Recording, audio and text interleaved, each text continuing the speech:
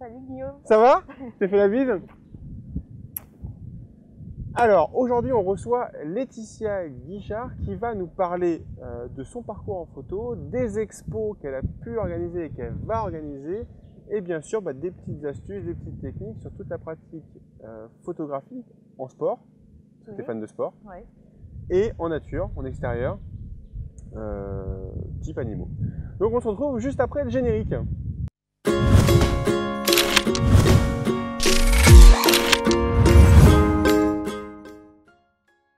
Alors, donc aujourd'hui, on reçoit Laetitia qu'on se connaît. Alors, on ne se connaissait pas avant cette interview, on s'est rencontrés sur Facebook parce que Laetitia est devenue récemment ambassadrice Manfrotto, donc du coup, on défend les mêmes couleurs de la même marque. Donc, aussi bien sur la partie trépied sac. C'est ça. Et donc, l'idée, c'est voilà, petit échange via Facebook et une rencontre qui va être, vous allez voir, plutôt sympa sur la pratique de la photo. Alors, Laetitia, présente-nous un petit peu ton parcours, ce que tu fais aujourd'hui et ce que tu vas peut-être faire demain. Alors mon parcours, j'ai commencé la photo il y a 5 ans. Ouais. Un petit peu comme tout le monde, avec un petit boîtier, un 1100D, un Canon. D'accord. Et j'étais plutôt axée sur la photo de paysage parce que j'aimais bien les couchers de soleil, etc. D'accord. Et petit à petit, ça a pris de plus en plus de temps. J'ai passé mes week-ends, mes vacances, etc. D'accord. Et j'ai diversifié un petit peu mes centres d'intérêt. Ouais. Donc, comme je peux pas trop faire d'affût en pleine nature, j'ai fait de la photo en parc animalier. D'accord. Après, j'ai fait plus de macro aussi, Ouais. macro-photographie. Et là, récemment, ça fait 1 an et demi que je me suis lancée aussi dans la photographie sportive avec des sportifs en urbain. D'accord. Donc, En milieu en urbain. ville. Ouais, en milieu urbain. ville. D'accord. Donc, paysage, tu as commencé donc avec ton 1100D et quelle optique tu avais à l'époque? Un 18-55. Donc, finalement, le kit de base. Ça peut vous permettre d'avancer. Et du coup, alors voilà, grosse question parce qu'on parle beaucoup d'optique qui pique et tout ça. Le 18-55, tu as quand même réussi, tu as sorti des belles images. Ouais. Il n'y a pas besoin au début d'investir des milliers dans une super optique, grand angle, des choses comme ça. Pour les couchers de soleil et les photos de paysage basiques, non. En fait, le kit de base, quand la lumière est bonne, ça suffit. C'est en basse lumière où là, le bon matériel fait toute la différence. D'accord. Donc après, tu t'es diversifié, tu as fait de l'animalier. Ouais. Pourquoi faire de l'animalier d'ailleurs? Passer du paysage à l'animalier, c'est... Parce que j'aimais bien le côté nature. Ouais. Après, comme j'ai dit, j'ai pas franchement fait d'affût. J'ai plus été en parc animalier, donc il y a quand même une nuance entre animalier pur et parc animalier, on est d'accord. Et puis bon, ça m'a occupé les week-ends quoi. Je crois qu'on commence un peu tous comme ça quand on fait de l'animalier. Après, ceux qui investissent dans des plus gros télés, là, vont faire vraiment de l'animalier pur en faisant de l'affût et compagnie. Et c'est pour ça aussi que j'ai fait de la macro-photographie, parce que ça, par contre, c'était accessible même à côté de chez moi en région parisienne, quoi. Ouais, on peut en pratiquer partout. Voilà, le week-end, pendant les vacances. D'accord. Et donc aujourd'hui, alors qu'est-ce que tu utilises aujourd'hui? Donc tu fais principalement de la photographie de sport en urbain. Alors je fais pas principalement, je fais un peu de tout. Alors vas-y, raconte-moi un peu de tout. J'insiste parce qu'en fait, j'ai pas de sujet de prédilection. Donc déjà, je suis une photographe événementielle, donc je fais du portrait, de naissance, etc. D'accord. Mais je fais toujours du paysage, surtout quand je pars en week-end, en vacances. Et je fais un petit peu encore d'animalier, mais j'avoue que le parc, ça me plaît de moins en moins, parce qu'il y a le côté nature justement qu'on ne retrouve pas dans les parcs. D'accord. Après, tout ce qui est macro, par contre, là, je vais vraiment essayer de pousser un peu plus. Ouais. Parce que ça me plaît vraiment beaucoup. D'accord. Et le côté sportif, c'est ce que je fais plus à mes heures perdues la semaine. D'accord. Donc vraiment, c'est un peu comme un... C'est une touche à tout, quoi. Ouais, c'est ça. C'est une touche à tout. Et t'aimes tout. Et j'aime tout. Il n'y a pas un domaine qui l'emporte un petit peu plus par rapport à l'autre, quand même? Le côté sportif affectif, quoi. Parce que j'ai fait beaucoup de sport quand j'étais plus jeune. J'ai fait STAPS, j'avais fait une formation pour être prof de PS que j'ai interrompue. D'accord. Mais sinon, il y a le paysage aussi. Enfin, j'aime vraiment tout. T'as vraiment tout, quoi, finalement. T'as pas de domaine particulier. Ok, super, parfait. Dis-nous aujourd'hui ce que tu utilises comme matériel pour réaliser finalement toutes tes activités, aussi bien pro que projet perso, que macro. Enfin, raconte-nous un petit peu ton sac photo. Depuis 5 ans, mon sac il s'est étoffé. Ouais. J'avais acquis mon premier full frame, c'était un 6D que j'ai gardé pour le paysage. Un Canon 6D. Ouais. Qui est vraiment un paysage très très bon. Il a un super rapport qualité-prix, est très bon. Ouais. Après, j'avais investi dans un 5D Mark III que j'ai revendu pour acheter un Canon 1DX pour le sport et l'animalier. D'accord. Occasionnellement, on me prête un 7D Mark II. Des fois, ça me dépanne. Et là, j'ai acheté un Sony Alpha 6000. Comme je vais aller à Bali cet été, pour la street, ça sera assez pratique parce que c'est petit. Ouais. En focal, avec celui-là, j'ai un 16-50 et un 55-210, je crois. D'accord. Sinon, pour les autres boîtiers, j'ai pas mal d'objets. Vas-y, dis-nous tout. Alors, j'ai un 70-200 de 8 IS, version 2. Chez Canon ou Chez Canon. Ok. J'ai un 70-200 f4 IS chez Canon. J'ai un 85-1.2 chez Canon, un 50 mm 1.4 chez Canon. La liste. Mes économies. Attention. J'ai un 16-35 de 8 de chez Canon. D'accord. Et là, j'ai investi dans un fisheye pour ma série sportive, justement, un 8-15 de chez Canon. J'ai un 300 mm f4 de chez Canon. Tu vas t'arrêter là. J'ai Tamron SP 1.8 comme je suis partenaire avec Tamron, je le teste actuellement. D'accord. Qui est un très bon objet.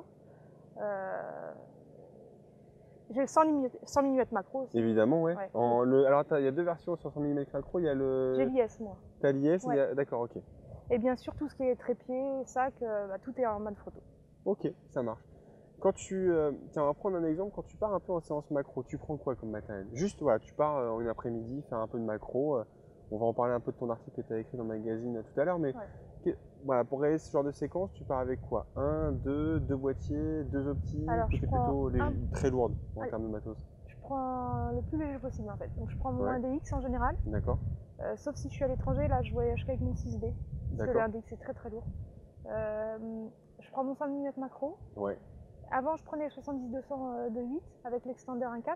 Et maintenant je vais prendre le 300 f4. Donc j'ai investi pour la proxy. D'accord. Voilà. Ouais, pour la proxy photo, c'est ouais, alors qu'on précise un tout petit peu, tu as la macro photographie qui est vraiment un rapport 1/1, c'est ça? Et tu as la proxy photo qui a un rapport inférieur à 1/1. C'est ça. Et avec la longueur de focale, ça te permet de jouer avec les herbes, tu joues un petit peu plus avec tout l'environnement en fait. D'accord. C'est ce qui me plaît moi. Alors, je tiens à préciser quand même, nous avons 3 rafales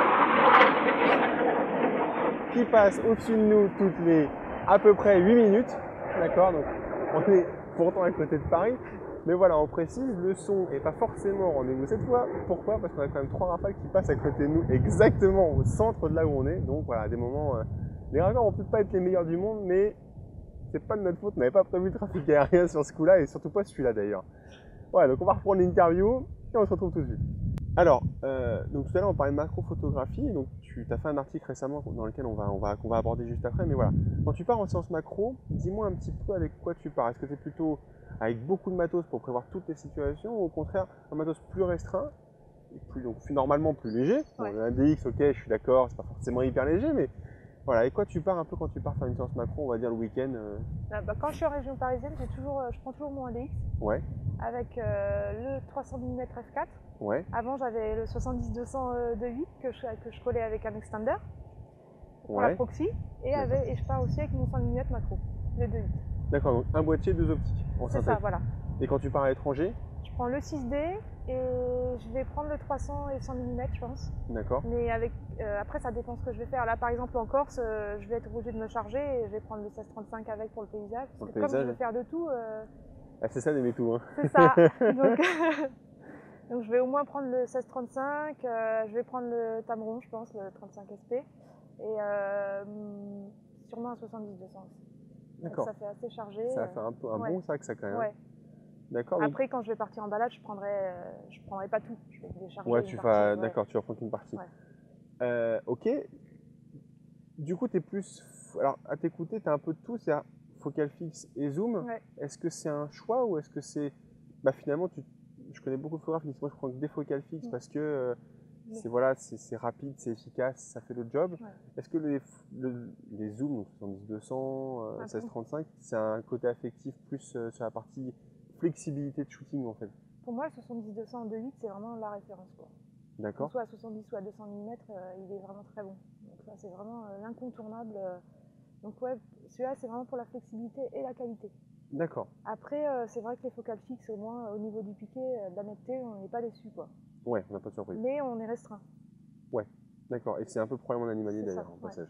On a vu un petit peu ton parcours en macro maintenant. Est-ce que tu as, dans ton set, 3 coups de cœur vraiment qui, depuis que tu pratiques, donc ça fait 5 ans que tu pratiques la photo, ouais. Est-ce que tu as 3 coups de cœur qui se démarquent très clairement dans tes photographies? Et si, bah, raconte-nous un petit peu leur histoire déjà, dans l'ordre que tu veux, ton préféré ou moins, ou l'inversement, et un petit peu pourquoi cette photo et pas une autre, quoi. Mon premier coup de cœur, c'est une photo qui a été exposée à Montier cette année. D'accord. Qui n'a pas gagné de prix, mais qui a été lauréate. D'accord. C'était mon pélican breton. D'accord. Et cette photo, c'est une de mes premières photos qui a gagné des prix. Et il faut savoir que je suis restée 1 heure. Elle a été prise dans un parc en Bretagne pendant les vacances. D'accord. On est resté pendant 1h30 devant le lac des Pélicans pour prendre ces photos. On est sorti avec je sais pas combien de photos. Et sur 1h30 de shoot, il y avait 8 bonnes photos. D'accord. Dont celle-ci qui est vraiment ressortie du lot. D'accord, donc je la mets en incrustation évidemment pour vous voyez un peu de quoi parle Laetitia. En deuxième, ça serait un zèbre.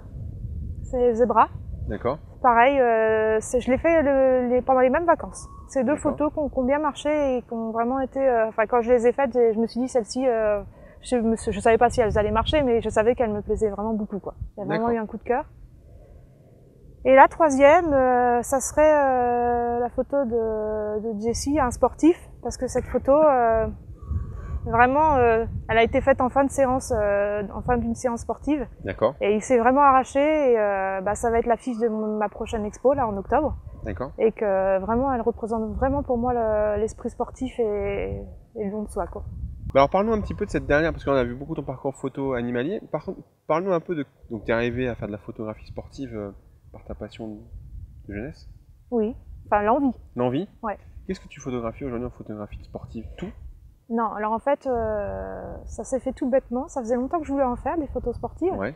Et j'avais une collègue qui connaissait un mec qui faisait du cirque et tout. Et puis je lui disais à chaque fois, il faut que tu me donnes le nom du mec là, parce que tu vas partir en plus. Elle allait partir. Donc oui, avant que ma collègue parte démissionne, elle m'a donné un contact, un de ses amis qui fait du cirque. Ouais. Et du coup, je l'ai contacté, je l'ai appelé, et puis je lui ai expliqué que j'avais un projet et tout ça. Et que ça serait le premier. Bon, le mec il est pro, donc bon, au début il était peut-être un peu, il s'est peut-être dit bon. Et, et en fait on s'est retrouvés à la Défense et on a fait les premières photos sportives et tout ça. D'accord. Donc en milieu urbain. Ouais. Et bam, la première elle a gagné le premier prix de la galerie des lecteurs à Photothèque. Ouais. Et du coup je me suis dit faut que je continue. Enfin de toute façon avant ça je voulais continuer, mais le plus dur là, dans ce milieu-là c'est de trouver les modèles en fait. Parce qu'il faut que tu trouves des mecs qui soient forts, qui connaissent leurs limites, ouais. mais qui savent te produire des mouvements qui soient vraiment assez explosifs et impressionnants. D'accord. Parce que des fois, t'as des mecs qui font du parcours et en fait ça correspond. Avec la photo, ça marche pas, quoi. Qu'est-ce que s'appelle le parcours? Le parcours, alors c'est des mecs qui font... c'est très à la mode, ça. L'avantage pour ce sport, c'est que c'est gratuit. Ouais. Donc au moins, n'importe qui peut en faire. Donc en fait, ils parcourent les escaliers, tout ce qui est mobilier urbain. Ouais. Ils sautent d'un mur à l'autre. Et les anciens gymnastes, souvent, ils font en plus des accros, des saltos et tout ça. Et c'est vrai que souvent, moi, c'est ce qui m'intéresse. D'accord. Et voilà, quoi. Et à côté de ça, il y a les gymnastes, les circassiens, tout ça.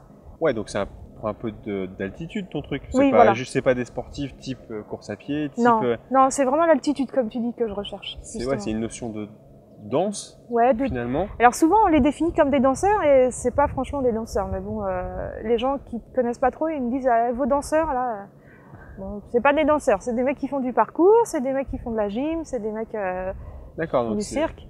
Voilà, mais après, c'est parce que leurs mouvements, c'est vrai que quand on les photographie, on a l'impression qu'ils dansent sur le milieu urbain, quoi. Ouais. Donc c'est vrai que c'est ça qui est sympa à capturer. Et ça te prend combien de temps à réaliser un projet comme ça, par exemple? Tu parlais de projet tout à l'heure. Ouais. Tu l'as encore ou est-ce que je continue. C'est un projet qui dure à l'année? Comment ça se produit un projet comme ça? Ça se construit petit à petit en fait. Au début, tu prends la première séance que j'ai faite. Après, tu dis j'aimerais bien continuer parce que moi, en plus en tant que sportif, je me sens vraiment, je me impliqué. Ouais, je me suis émotionnellement impliqué là-dedans. Je me reconnais dans ce qu'ils font. Et après, t'essayes de rencontrer quelqu'un d'autre. Et puis là, maintenant, comme les gens me connaissent un peu, c'est eux qui viennent me voir en me disant ça m'intéresse une collaboration avec toi, tout ça, etc. Mais ça fait 2 ans que je le fais et j'essaye de programmer des rendez-vous en semaine et puis autant que possible. Mais déjà l'hiver, c'est mort. C'est cuit, ouais. L'hiver, c'est pas possible, donc entre deux, j'essaye de programmer ça plutôt en semaine et quand j'ai pas de clients pour le reste, quoi. D'accord. Mais c'est vraiment au jour le jour, en fait. Il y a des moments où je vais pas mal shooter pendant 2-3 semaines, je vais avoir 2-3 rendez-vous, ce qui est beaucoup parce qu'en fait, savoir que même moi, en tant que photographe, c'est physique pour moi parce qu'à chaque fois, je m'adapte à eux. Ouais. Donc, ouais, c'est ça. À leur mouvement, tout ça. Voilà, les gros mois, je fais 3-4 séances dans le mois et les petits mois, j'en fais 1 ou 2, mais voilà, c'est vraiment aléatoire.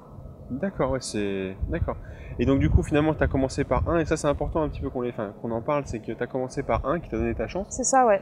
Et du coup, aujourd'hui, alors c'est pas que tu n'as plus besoin, mais tu es connu parce que tu as fait de la belle image, et donc maintenant, c'est les gens qui viennent à toi. Ouais, mais j'en démarche encore parfois, mais bon. Bien sûr, mais c'est ça qui est hyper important quand on commence un projet photo, et là je m'adresse un peu à tout le monde, c'est que il faut qu'on en ait un qui nous donne notre chance, réussir cette séance-là, et pouvoir continuer vraiment ce qu'on a envie de faire.